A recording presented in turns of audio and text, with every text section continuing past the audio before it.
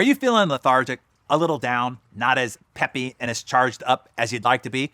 Well, today I have a prescription to cure you.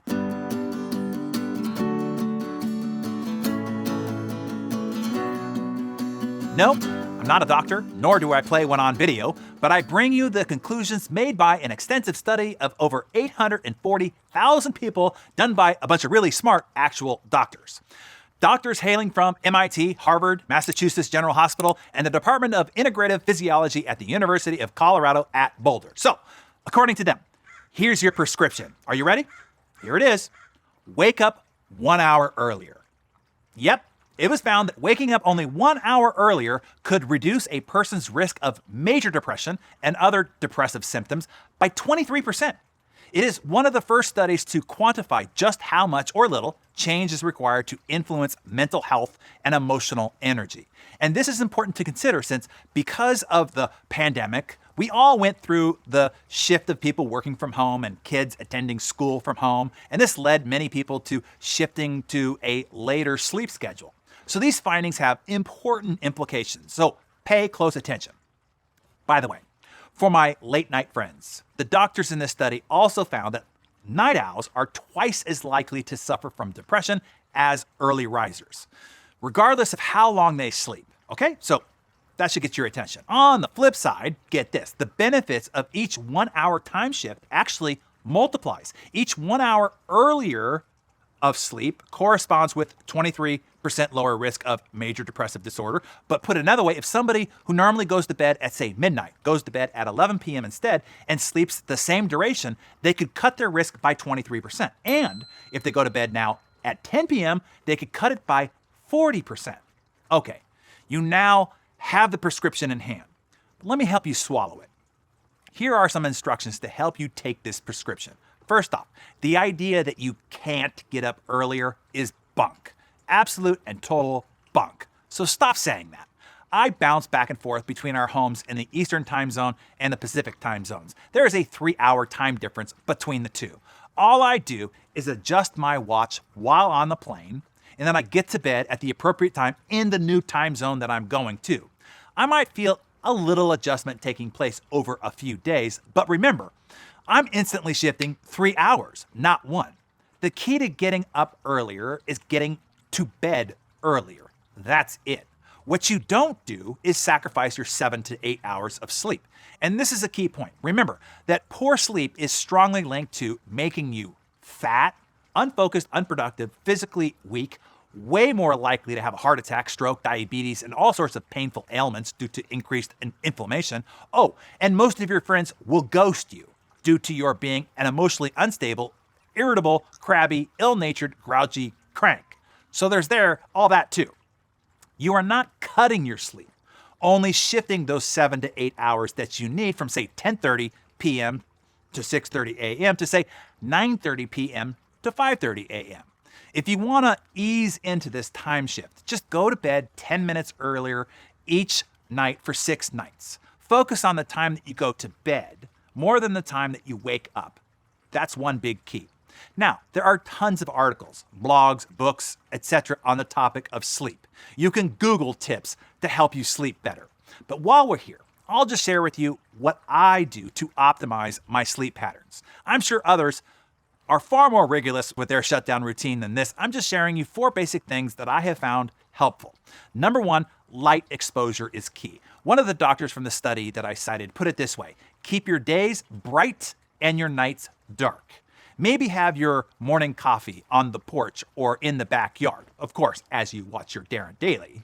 Maybe walk or ride your bike to work if you can. Maybe take a walk in the daylight at lunch or in the late afternoon or early evening. That's what I do. And then start shutting off or dimming the lights a couple of hours before you go to bed. Number 2, we unhook our brains from the matrix at least an hour or more before bed, meaning no work, no computer stuff, etc. My wife and I will watch something entertaining each evening as part of our winding down process. Number 3, during that time, anchored to it as a routine, we take a couple of tabs of magnesium glycinate and some CBD oil about an hour before we go to bed. Again, I'm no doctor, but one of the biggest problems we have in our modern culture is inflammation. Both of these help with that and supposedly also aid with sleep. Oh, and my wife swears the magnesium helps her poop in the morning, but I didn't tell you that. Number 4, the bedroom has to be a sanctuary. No electronic use whatsoever in bed. I know many of you do this, and you do what you want to do. You're a grown-ass adult. But watching TV in bed will undoubtedly affect your sleep. Your brain needs to tie the bed with peace, calm, quiet, deep sleep, period. If you stimulate your brain with TV or with your iPad or your phone, etc., then try to go to sleep in the same spot, no doubt it will have an effect. You might justify this with the idea that you need to watch TV in bed in order to get to sleep, which is BS.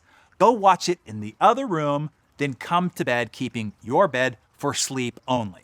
Another justification is saying you can still get to sleep after watching TV in bed, so it must not be that bad for you. I promise you, it is not as deep, the kind of REM sleep that you need to get if your bed is multi-purpose. Yes, of course, fornication excluded. And the bedroom needs to be dark and chilled. I turn the temperature way down at night. And we have a chili pad system that is a godsend. Thanks again for the pro tip, Sid Pagatapatty. This pumps cool water through the mattress pad and keeps our underside cool all night long. It's a game changer, I'm telling you. And we use a weighted blanket made with a cooling fabric for the top side. And don't forget, an awesome mattress, super comfy bed sheets, and the best pillow money can buy. Look, for crying out loud, people, there's nothing more important to optimizing your health, mental, physically, emotionally, well-being than getting great sleep. And there is not one single spot on God's green earth where you will spend more of your entire existence while you're here than in your bed. At least 1/3 of your entire lifespan is spent in one spot. Shouldn't that one spot be freaking excellent? You should spare no expense in making that spot the absolute best it can be. I don't care about your economic circumstances. Skip that fancy watch or purse, the next pair of overly priced heels or vintage Nikes that you think you have to have and barely wear. Use your existing golf clubs for a few more seasons. Next ones aren't going to fix your terrible swing anyway. Skip a few nights buying drinks at the bar or a couple of overly priced dinners. Cut your Disney trip by a day. They got enough of your money anyway. Or whatever your money is pouring out to now, reinvest it in the one thing that makes everything better: your bed, your sleep. Make your sleeping environment 6-star. This is so easy, so important, and so crazy that people don't do this. Now, I know many of you are going to have listened to today's mentor session and say to yourself, oh, well, that was interesting, and go on and live the same way. Some of you will even comment, hey, thanks, Darren, agree, great stuff, and go on living the same way. And a small percentage of you will take some immediate action on the tips that I just shared, and it's gonna change the rest of your freaking life. The great thing about free will is you get to choose what you do with what you just gained.